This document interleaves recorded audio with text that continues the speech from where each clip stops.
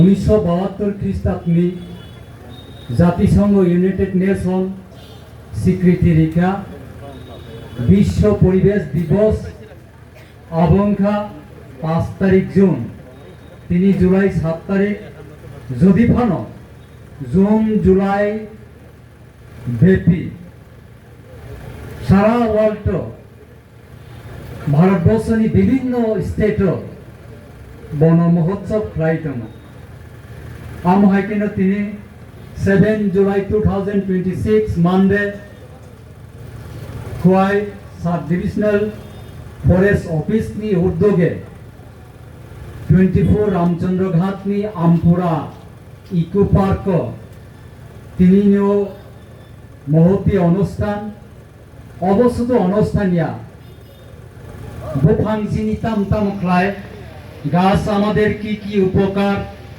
করে সেটা আমার পূর্ব বক্তারা বলেছেন, ব্যাখ্যা করেছেন। নতুন করে সেটাকে আমি আর বলবো না, তবু বলতে হয় আমরা শুধু সরকারি নিয়ম কানুন মেনে অনুষ্ঠান করলেই হবে না। আমাদের প্রত্যেকটি পরিবারে, প্রত্যেকটি ব্যক্তি, প্রত্যেকটি পাড়ায় আমরা অন্যজনকে, অন্যদেরকে আমরা শিখাতে হবে, হাতে কলমে প্র্যাকটিক্যালি আমরা দেখাতে হবে, শিখাতে হবে। এই যে আমরা ধায়েছে যারা এখানে আছেন, আমরাই প্রথম বছরে কতটুকু আমাদের জায়গার পরিমাণ অনুসারে আমাদের কতটুকু ঘাস আমরা লাগাই এবং বাগিচা ফসল কতটুকু আমরা লাগাই এবং সরকারি অনুষ্ঠানে কতটুকু আমরা উৎসাহিত করে সেটা আমরা হাতে কলমে আগে, সবার আগে আমরা তুলে ধরতে হবে।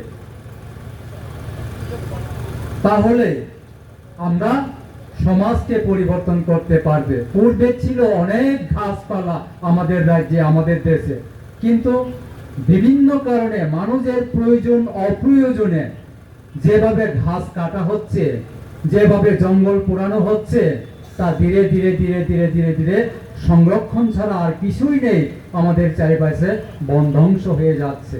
তার জন্য একটি গাছের যে উপকারিতা, আমাদের যে দৈনন্দিন মানুষের যে অক্সিজেন যোগান দেয়, সেই অক্সিজেন গাছ থেকে আমরা সংগ্রহ করে, এবং আমাদের যে ত্যাগ করা কার্বন ডাই অক্সাইড সেটা ঘাস সংগ্রহ করে, সেটা আমরা সবাই জানি।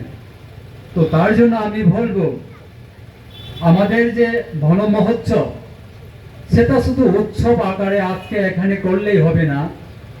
আমরা অ্যাকচুয়ালি আগামী 30 বছর, 40 বছর, 50 বছরে আমাদের সমাজ, আমাদের এরিয়া কি হতে পারে, কি হতে যাচ্ছে, আমাদের নেক্সট জেনারেশন, আমাদের যে এনভায়রনমেন্ট, আমাদের যে বায়ুমণ্ডল, আমাদের যে ঘাসপালা কি হতে যাচ্ছে, সেটা এখনই যদি আমরা সচেতন না হই তাহলে আগামী দিনে আমাদের সমাজ ব্যবস্থা খুব কঠিন হয়ে যাবে। তার জন্য একটি কথা আমি মনে করি, 1928 খ্রিস্টাব্দে রাজা রামমোহন রায় ভারতীয়দের যে কুসংস্কার, সেই কুসংস্কারকে মর্যাদা দিয়ে ভারতীয়রা বলছিল যে সতীদাহ, আমি বলছে অসতীদাহ, সেটা সতীদাহর পরিচয় নেই। স্বামী যদি মারা যায় তাহলে ওনার পরিবারকে, ওনার ওয়াইফকে, ওনার পরিবারকে জবরদস্তি করে জুড়ে তাকে মেরে ফেলা হতো, তাকেই ভারতীয়রা বলতো সতীদাহ প্রথা। কিন্তু লর্ড উইলিয়াম বেন্টিনের সহযোগিতায় সেটাকে রাজা রামমোহন রায়, তখন রাজা রামমোহন রায় রাজা উপাধি পায়নি, দ্বিতীয় বাহাদুর শাহ মহারাজ রাজা রামমোহনকে রাজা উপাধি দিয়েছেন। তো 1927 খ্রিস্টাব্দে রাজা রামমোহন রায় সতীদাহ প্রথা লর্ড উইলিয়াম বেন্টিনের সহযোগিতায় উচ্ছেদ করেছেন।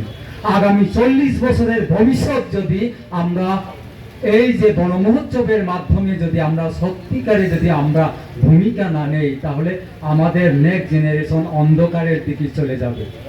তার জন্য আমি বলছি আজকের এই বন মহোৎসব উৎসব যেন একটা বাস্তবে রূপান্তর হোক। আর বিশেষ কিছু বলবো না, সবাইকে অসংখ্য ধন্যবাদ যত্ন তেসা হামবাই ইয়াফারে আনি কক সামান্য অরণ্য থাকা সাথে সাথে তিনি বন মহোৎসব অনুষ্ঠান অরণ্য সমাপ্ত ঘোষণা করে যত্ন হামবাই